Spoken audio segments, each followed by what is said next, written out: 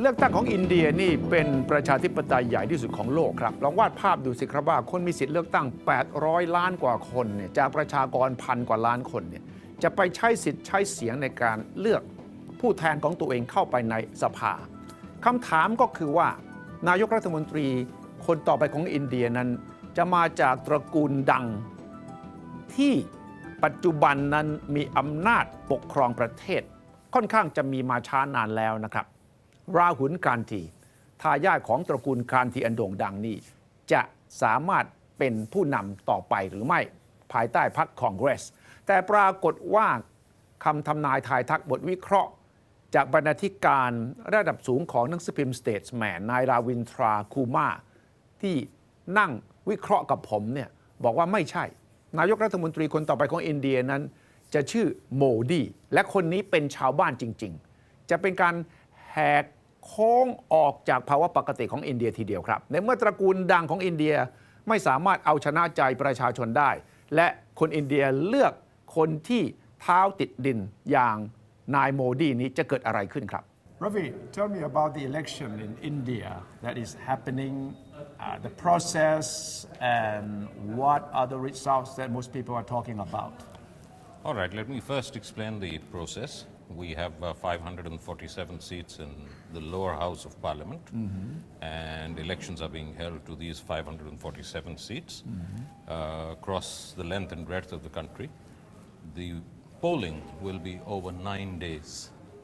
9 days because 9 days consecutively. No, there are gaps. Oh. And the reason for that is that the security for the elections is provided by central police forces. So they will move from place to place. So some states are considered more sensitive. Yes. So within one state, within one region, Yes. you could actually have voting on 4 days. Oh. So one part goes to vote on one day, one part goes to vote on another day, and so on. But the results are all declared together On the same day. on the same day after voting is completed everywhere. So this okay. will be on the 16th of May. And as far as the issues in the election are concerned, The total number of eligible voters, total number of eligible voters. 800 something million? No, it will be a little less than that. It will be about 650 million or thereabouts. What, still the biggest democracy in the Huge, world. the biggest democracy in the world. And what is likely to have a very major impact on these elections is that there will be over 100 million new voters. Okay. People- New voters meaning the young people. Young people who have turned 18, which is the eligible age, between the last election in 2009 Yes. and today. So these 100 million new voters are likely to play a very major role in deciding who comes to power. But these 100 new voters do not necessarily have the same political sort of inclination, right? No, they don't have the same political inclination, but I think they have very common aspirations. Okay. What do they want? What they want is a cleaner governance, because the last 10 years have generally been the most corrupt governance. Yes. In the history of independent India, that is the consensus of all commentators. Yeah. That we have never had a phase Yes. where we've seen as much corruption Yes. as we did in the past 10 years. So that is a major issue. Jobs is a second issue. Yes. The investment climate has suffered, especially in the past 5 or 6 years. Therefore, there haven't been jobs. That is a third issue.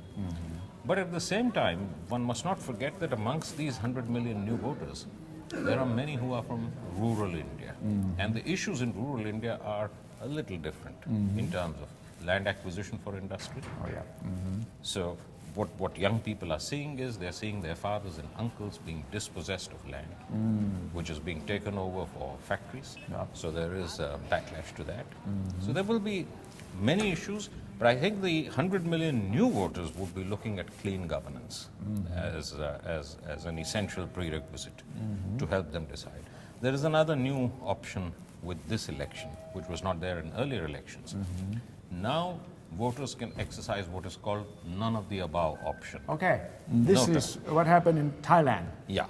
So you can actually go and press a button on the As you know, the elections in India are conducted on electronic voting machines. All the polling booths? All the polling booths have electronic voting machines. Earlier there were some complaints about So it's no more a ballot, a no paper more ballot. paper. You go and press a button. Okay. Now it is because there were some allegations that the machines could be rigged. Yes. So you can actually take a paper trail. So you can press the button and ask for a printout of what you have pressed And keep that printout so that to we can prove it. to ensure that your vote has been cast for whichever candidate you picked. So that is an innovation. But the none of the above option, of course, there are no implications. Even if 99% of the voters say none of the above, it doesn't mean that the election becomes null and void. But it is a step in that direction. And it's also a step in the direction that political parties will be anxious to see that none of the above number is not too high. Right. Because if it is high, what it means is that the voters are saying, you have all got crooks to offer us. You're all bad guys. So we don't want any other bad guys. Yeah. And it will, over a period of time, it will also help us get better candidates.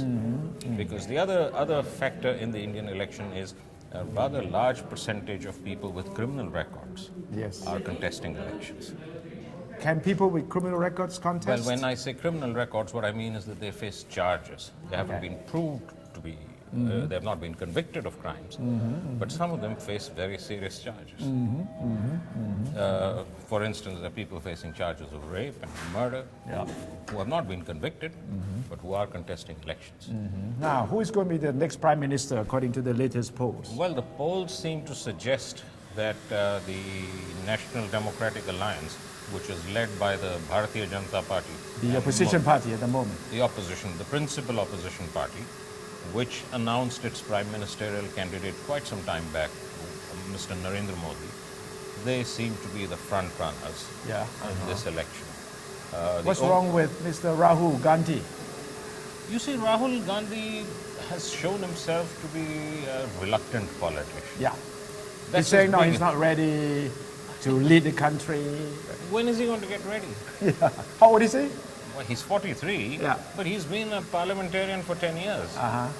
Now, Why is he so reluctant? Or publicly reluctant anyway? no, but I think it's He's really reluctant, you think? Initially, even I thought he was publicly reluctant. He Yeah. was waiting, like all politicians, Yes. for his flunkies to come and say, "You must become the prime minister. right. You're the best man for the Yeah, job." yeah. But 10 years is a long time to be told that you are. So why do you think he's reluctant? I am not quite sure. But what I've seen of him, I suspect that he is. There may be an element of concern that if he can wield power without responsibility, which is what his mother has done, then that's the best option, isn't it? He's not accountable, but he wields all the power. That's Right. what his mother did Right. for 10 years. But what has gone wrong with the Congress party? Why has the ratings been so low? Well, I think the critical reason is that there has been a mismatch between what government wants to do and what party wants to do. What the party wanted was a whole bunch of welfare schemes without accountability in many cases. So, for instance, there is guaranteed work for the rural masses. Populist policy. Populist policy, without quite looking at what it does to the budget. So you have a prime minister who is an economist who understands, what subsidy costs, and who would like to do things in a particular way, but because he doesn't have a political base of his own, because he's dependent on the party leader for everything, Yeah. he goes along with whatever she says. The result is that even as far as welfare schemes are concerned, the deliveries have not been very good. The scheme exists on paper that so many thousands of rupees or millions of rupees are supposed to have gone to the people, but actually they haven't reached. So that is one problem. The other is that there have been huge cases of reported corruption, public corruption, involving very high people, ministers. Ministers have spent time in jail. Ministers of the UPA have spent time in jail on corruption charges. There were serious allegations on the Commonwealth Games, all of which has come and attached itself to the UPA. And so the corruption is on. The third is they have not been able to control prices of essential things. You know, the onion is a very important ingredient of the Indian diet. Onion. The onion, simple onion. When onion prices last year touched the equivalent of 50 baht a kilo, 100 rupees a kilo, there were howls of protest because no Indian cooking, no Indian household can survive without onions. No. So, you know, you were really hitting them where it hurts. And the government was not able to control it, just not able to control either the markets or the wholesalers or even to bring in imports, anticipating that there would be a shortage.